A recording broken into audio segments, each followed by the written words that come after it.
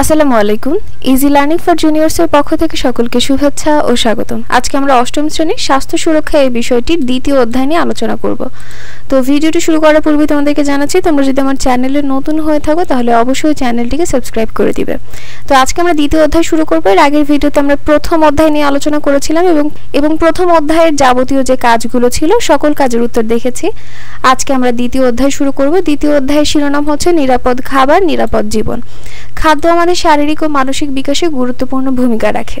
সব ধরনের খাদ্যই কি এই বিকাশে সমানভাবে সহায়ক?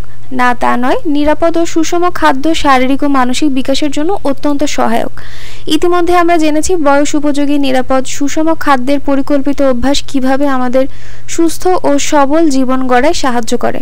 আবার এর অভাবে আমাদের শরীর ও মনে কী ধরনের নেতিবাচক প্রভাব পড়ে এবং রোগ ব্যাধি হয়। আমাদের দেশের নাগরিকের জন্য নিরাপদ খাদ্য নিশ্চিত করার লক্ষ্যে বাংলাদেশ নিরাপদ খাদ্য কর্তৃপক্ষ নামে একটি সরকারি প্রতিষ্ঠান নিয়োজিত রয়েছে। এই প্রতিষ্ঠান খাদ্য নিরাপদ রাখার জন্য খাদ্যে ভেজাল ও দূষণ রোধে যা করণীয় তার নেতৃত্ব দেন। এবারের এই অভিজ্ঞতাটিতে আমরা প্রত্যেকে তেমনই করে নিজেদের পরিবারের খাদ্য নিরাপদ রাখার কাজে নেতৃত্ব দেব। এক্ষেত্রে আমরা সবাই নিজেদের পরিবারের ক্যাপ্টেন হয়ে নিজেদের ভূমিকা পালন করব। এর জন্য বিভিন্ন কার্যক্রমের মধ্য দিয়ে আমাদের দৈনন্দিন খাদ্যাভ্যাস, প্রস্তুতি ও সংরক্ষণের ধরন পর্যবেক্ষণ করে নিরাপদ ও পরিচ্ছন্ন খাদ্যের ঝুঁকিসমূহ শনাক্ত করব। খাদ্য প্রস্তুতি, পরিবেশন ও সংরক্ষণের স্বাস্থ্যসম্মত উপায় সম্বন্ধে জানব। খাদ্য নিরাপদ রাখতে খাদ্যে ভেজাল ও দূষণ রোধে করণীয় সম্পর্কেও ধারণা লাভ করব। এরপর আমরা নিরাপদ খাদ্য সম্পর্কিত ঝুঁকি মোকাবেলা করে সুস্থভাবে জীবনযাপনের জন্য পদক্ষেপ গ্রহণে ভূমিকা রাখব। এভাবে প্রচলিত জীবনধারায় প্রয়োজনীয় পরিবর্তন এনে তা অনুশীলন করব এবং নিজেদেরকে একটি সুস্থ, পরিচ্ছন্ন, নিরাপদ ও উৎফুল্ল জীবনধারায় সম্পৃক্ত করতে পারব। তাহলে চলো শুরু করি পরিবারের ক্যাপ্টেনের ভূমিকায় নিজের অভিযাত্রা। প্রথমে রয়েছে ক্যাপ্টেন হয়ে শুরুতেই আমাদের পরিবারে খাবার প্রস্তুতি, পরিবেশন, খাবার সংরক্ষণ, অপচয় ও দূষণ রোধের ক্ষেত্রে কি কি ব্যবস্থা নেওয়া হয় তা পর্যবেক্ষণ করে তথ্য সংগ্রহ করেছি। এই ক্ষেত্রগুলোতে আমি ও আমার পরিবারের অন্যান্য সদস্য কিভাবে অংশগ্রহণ করে সে সম্পর্কেও তথ্য সংগ্রহ করে লিখে রেখেছি। এবার সহপাঠীদের সাথে নিজেদের এবং তাদের সংগ্রহ করা তথ্য নিয়ে আলোচনা করব। তো এইখানে হচ্ছে মেইনলি তোমরা তোমাদের পরিবারের খাবার প্রস্তুত, পরিবেশন, সংরক্ষণ, অপচয় এই সকল বিষয় নিয়ে আলোচনা করবে এবং সেইটার জন্য কিছু লেখা তুমি লিখে রাখবে। তোমার কাজটা হয়ে গেলে তুমি ক্লাসে গিয়ে তোমার সহপাঠীদের সঙ্গে তোমাদের কাজের যে উত্তরগুলো সেগুলো মিলাবে। তো তোমাদের সুবিধার জন্য কিন্তু এখানে আমার পর্যবেক্ষণ নামে কিছু প্রশ্ন দেওয়া রয়েছে। এই প্রশ্নগুলোর উত্তর তোমাদেরকে লিখতে হবে। প্রথম প্রশ্ন হচ্ছে খাবার প্রস্তুত কিভাবে করা হয় এবং এতে কে কে অংশগ্রহণ করেন। এরপর রয়েছে পরিবেশন কিভাবে করা হয় এবং কে করেন।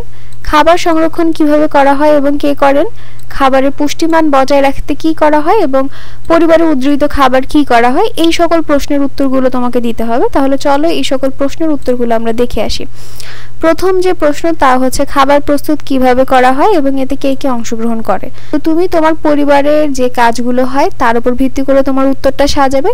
যেমন উত্তরটা তুমি এইভাবে তৈরি করতে পারো: খাবার প্রস্তুত করার সময় পরিবারের সকলের মতামত গ্রহণ করা হয়। পরিবারের সকলের পছন্দ অপছন্দ বিবেচনায় নিয়ে খাবার প্রস্তুত করা হয়। এছাড়াও খাবার প্রস্তুতের সময় পরিবারের সকলের বয়স, যোগ্যতা, সামর্থ্য এই সকল ক্ষেত্রে বিশেষ নজর রাখা হয়। তো উত্তরটা তুমি এভাবে সাজাতে পারো, বা তোমার পরিবারে যদি অন্য কারো মতামতকে বেশি প্রাধান্য দেওয়া হয় সেটাও তুমি লিখে দিতে পারো। এরপরে প্রশ্ন হচ্ছে পরিবেশন কিভাবে করা হয় এবং কে করেন। বিভিন্ন কৌশল ব্যবহার করে খাবার সুন্দর করে পরিবেশন করে সকলের সামনে আকর্ষণীয়ভাবে উপস্থাপন করা যায়। সাধারণত মা খাবার পরিবেশন করে থাকেন।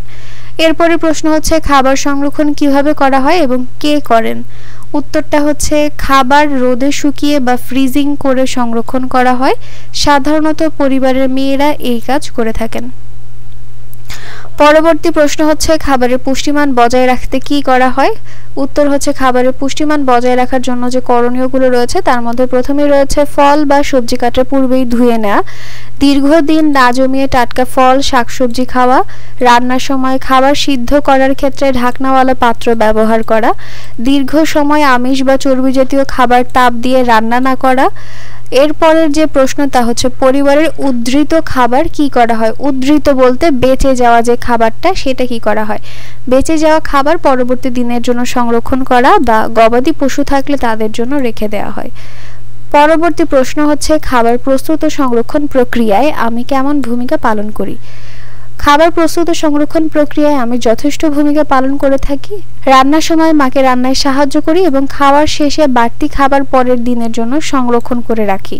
তো এই হচ্ছে আমার পর্যবেক্ষণ ছকের যে প্রশ্নগুলো ছিল তার উত্তর। তুমি কিন্তু তোমার পরিবারের ওপর ভিত্তি করে প্রশ্নগুলো লিখবে, প্রশ্নের উত্তরগুলো তৈরি করবে এবং তুমি এই কাজে তোমার ভূমিকাটা কি সেই সকল কিছুই কিন্তু এই বক্সের মধ্যে লিখে ফেলবে। এটা বইয়ের মধ্যে লিখে ফেললে হবে।